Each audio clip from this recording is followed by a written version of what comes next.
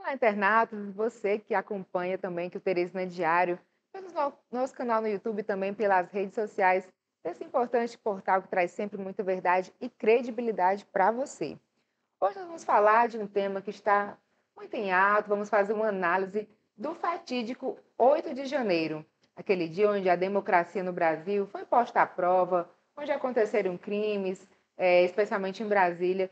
Vamos conversar hoje aqui com o professor Arnaldo Eugênio, ele que é sociólogo, doutor em antropologia, mestre em políticas públicas, especialista em segurança pública e consultor em educação do Comitê de Direitos Humanos do Piauí. Bom dia, professor. Seja muito bem-vindo aqui ao nosso espaço. Bom dia, Ali. Muito obrigado pelo convite. É sempre um privilégio poder conversar sobre temas da atualidade na nossa sociedade.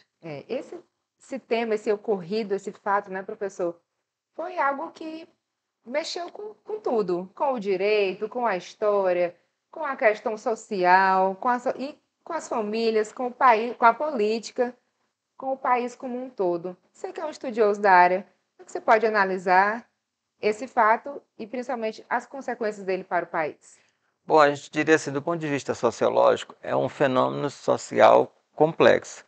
Não é porque ele é difícil de ser entendido, é porque ele precisa de elementos da história, elementos de geopolítica, elementos do direito, para que a gente possa entender como é que se chegou àquele ápice.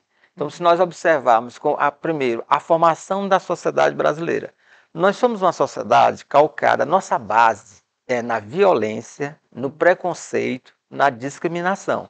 É só olhar a formação, a gente chama da formação do povo brasileiro. Isso lá do antropólogo Darcy Ribeiro, tem uma obra falando sobre isso. Então, assim, a partir daí, nós aprendemos, desde a nossa formação, que a resolução dos conflitos deve ser de forma agressiva e impositiva, de cima para baixo.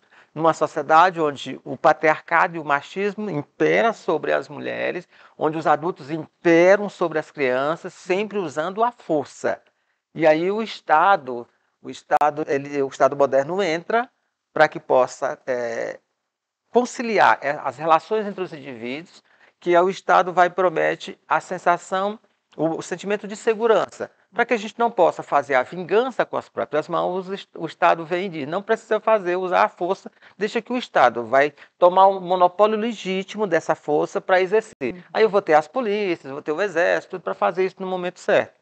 Então, assim, você percebe que toda a nossa sociedade está calcada em cima do controle, da ordem, da força, da imposição. Daí, a gente tem um conjunto de situações que pode levar a desencadear situações como o trágico 8 de janeiro de 2023 em Brasília. Professor, vocês acreditam, como é que vocês avaliam, que realmente foi uma tentativa de golpe, devido à questão das últimas eleições, das eleições presidenciais, onde o presidente Luiz Inácio Lula da Silva saiu eleito? É isso mesmo? Vocês consideram que foi uma tentativa de golpe?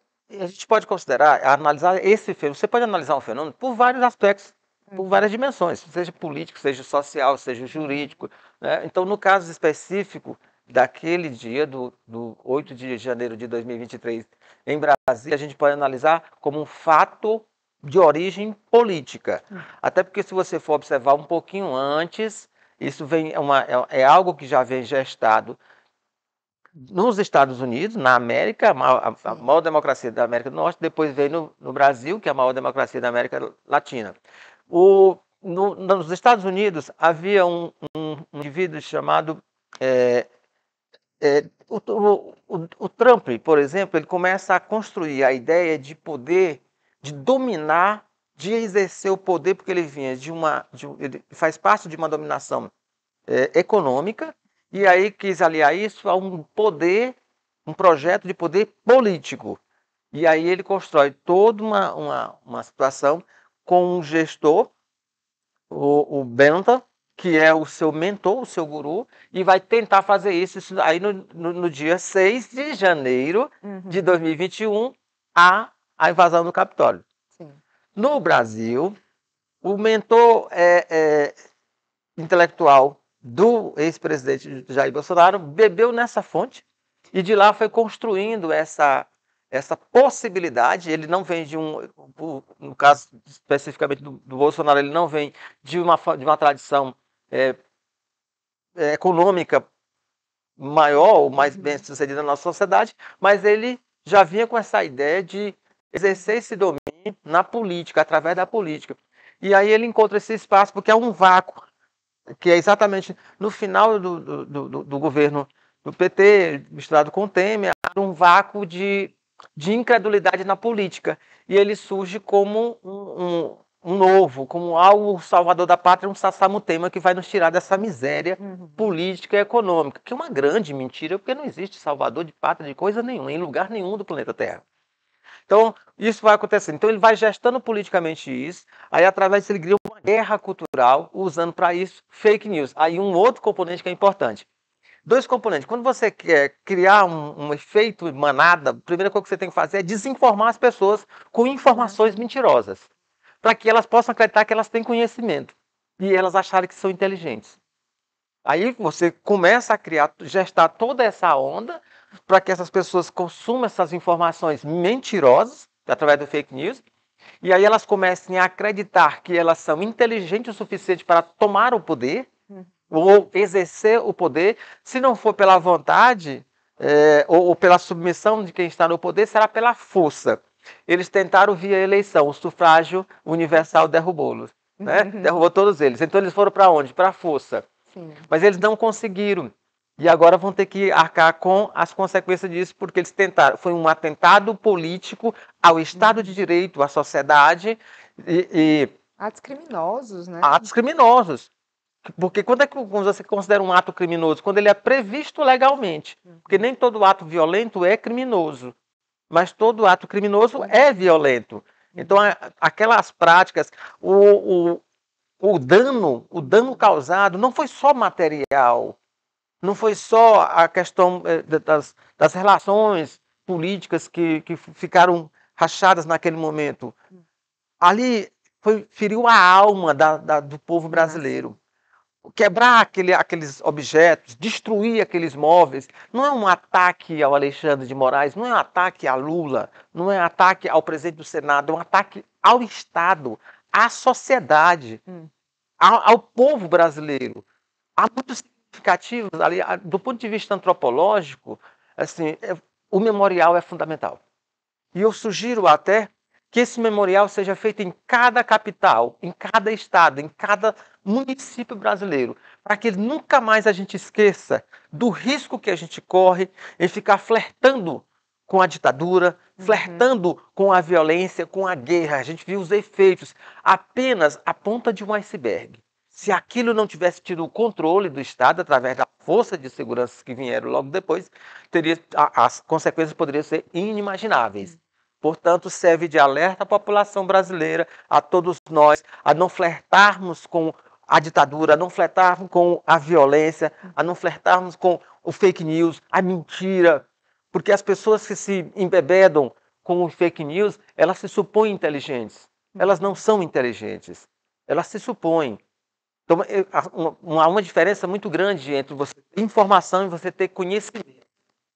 Quem tem conhecimento sabe discernir a informação mentirosa de verdadeira. Quem só trabalha com informação, repassa. Isso faz parte do clube da fofoca, que sai distribuindo notícias mentirosas e assim povoa o mundo, envenenam as pessoas a ponto delas saírem num processo de um efeito manada. Professor, você acredita que no futuro, e um futuro bem próximo, inclusive, virá nos livros aí, na academia, o movimento bolsonarista, ou o bolsonarismo e todos os seus efeitos e consequências? A gente tem que registrar isso para que as pessoas percebam. Assim como aconteceu com o nazismo, assim como aconteceu com o Holocausto, nós temos que mostrar o lado perverso de um tirano que se montou em cima de mentiras, que criou um gabinete de ódio. Aqui eu não estou falando com paixões políticas, porque eu estou fazendo uma análise do ponto de vista do que ele construiu até aqui. É o pior governo que o Brasil já teve no processo democrático. A partir de 1988, de todos os governos que entraram, do ponto de vista econômico, cultural, é o pior governo que você possa imaginar. E olha o que ele trouxe como produto final: a tentativa de golpe, né? Com ações terroristas. Porque aí você tem esses episódios, mostram claramente as cenas, como aquele bancário subindo naquele pedestal e fazendo aquela cena de quem estivesse numa privada. Que país é esse? Eu lembro do Renato Russo, né? Na favela, no Senado, sujeira para todo lado. Ninguém respeita a Constituição, mas todos acreditam no futuro da nação. Pois os que acreditam têm que lutar é agora. Eu sou filho de militar, vivi um pouquinho o final da ditadura militar. Não senti os efeitos perversos da ditadura, mas não concordo, não aceito. Sou filho e tio de policiais militares, não concordo e não aceito a ditadura. E eu tenho que preservar a memória daqueles que deram a vida para que eu tivesse o privilégio de estar na democracia, de poder ter a liberdade de me expressar, mas sem desrespeitar o outro, sem agredir o outro. O que acontece muito nesse período todo, por incentivo de um mentor trágico, um discurso de ódio que estava no governo, foi alimentar as pessoas para que elas pudessem usar o direito ao livre pensamento e à liberdade de expressão como se fosse uma autorização para agredir os outros, para humilhar os outros, para impor a sua vontade aos outros. Isso é crime. Isso a gente não pode concordar. Vivemos num Estado democrático de direito, temos que defender a democracia. Até para que a gente possa preservar a memória daqueles que deram a vida, para que nós pudéssemos exercer essa liberdade hoje. E também para que a gente possa dar o exemplo para as futuras gerações, para que isso não aconteça. Que é possível viver numa sociedade onde haja o diálogo. Então a gente percebe claramente hoje, por mais que tenha uma lei, mas precisamos ser vigilantes. Quantas mulheres não foram assassinadas com a medida provisória na mão? A medida protetiva, melhor dizendo. Não é que a medida não tenha ajudado ela, nós precisamos aperfeiçoar o mecanismo jurídico. Esse é o processo, a sociedade ela vive disso, a mudança constante, o aperfeiçoamento dos mecanismos de controle, para que nós possamos ter uma sociedade mais justa e melhor para todos. É inaceitável que a sociedade possa aceitar o assassinato de mulheres como algo normal. Não é normal, isso é da formação sociocultural nossa, do machismo, do patriarcado. De forma que não se pode aceitar esses crimes realizados por terroristas, pessoas no atentado à democracia também é inaceitável. Professor, muito obrigada aqui pela sua participação, tá certo? Fica a dica aí para o senhor, que é um estudioso, registrar esses fatos aí sobre o seu ponto de vista, sobre a sua análise muito perspicaz e que trouxe muito conhecimento aqui para a gente. Não só para mim, como para a equipe também que está acompanhando aqui a sua análise muito, muito boa, muito pontual, muito perspicaz. Muito obrigada pela participação. Agradeço o convite, estou à disposição sempre e que estou escrevendo, estou fazendo a minha parte, estou contribuindo com a discussão. Isso é que cada brasileiro deve fazer nesse momento, mostrar a sua cara. Maravilha. Enquanto tiver aí, os inscritos podem trazer para a gente divulgar aqui também, que a gente, Teresina Diário, gosta de falar de coisa boa. Teresina Diário é cultura, é conhecimento, é história, é política e é todas as informações para você, tá certo? Muito obrigada e até uma próxima. Obrigado. E você que nos acompanhou, não esquece, ativa o sininho aí, clica e fica por dentro das notificações de toda a programação que é feita pela nossa equipe aqui do portal Teresina Diário, tá certo? E confere essas e outras entrevistas também lá no teresinadiario.com.br. Temas relevantes como esse que nós tratamos aqui agora e tudo sobre o Brasil, sobre o Piauí e, claro, sobre Teresina também. O nosso forte abraço e até o próximo encontro. Tchau!